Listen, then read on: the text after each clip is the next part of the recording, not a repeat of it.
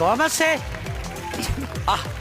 ഈശോ മിശിഹായ്ക്കും സ്തുതിയായിരിക്കട്ടെ അച്ചോ. എപ്പോഴും ശുദ്ധിയായിരിക്കട്ടെ. നീ എന്താ പള്ളി വരാത്തെ? സൗകര്യമില്ല.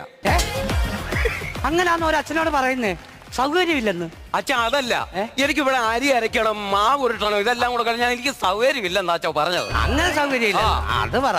ഞാൻ വെളുപ്പിനെ നടക്കാൻ പോയ സമയത്തേ എന്നെ ഇവിടെ കണ്ടില്ലല്ലോ. ആ 6 മണിയായപ്പോ. എന്റെ പൊന്നച്ചാ, ഇവിടെ പൈസ തരാത്തോണ്ട് ഒരുത്തന്നെ കിടന്ന് ഭയങ്കര പ്രശ്നമായിരുന്നു. ഞാൻ പരിപ്പിളക്കമല്ലായിരുന്നു ഇവിടെ. പരിപ്പിളക്കുമായിരുന്നു. അപ്പൊ രാവിലെ സദ്യ ഉണ്ടോ? അതല്ലെന്ന്, ഇവിടെ ഈ പൈസ തരാത്തോണ്ട് പറ്റുകാർ ഒത്തിരി പേരുണ്ട്. അവനെ അകത്തിട്ട് അവനെ ഇടിച്ച് അവനെ പരിപ്പിളക്കുമായിരുന്നു. എന്റെ ദൈവമേ, എന്തുവാ തോമസ്? ഞാൻ പൈസ തരും, ഇടിച്ചെന്റെ പരിപ്പിളക്കല്ലേ, എനിക്ക് കടം വേണ്ട. തോമസ്, ഇതേതാ കുഞ്ഞാട്? ഒരു നിമിഷ കവിയാ. അയ്യോ, നല്ലൊരു കവിയായിട്ട് പെണ്ണുങ്ങളുടെ പേരിട്ടേക്കുന്നത് നിമിഷ.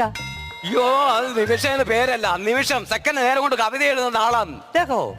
അത് ശരി.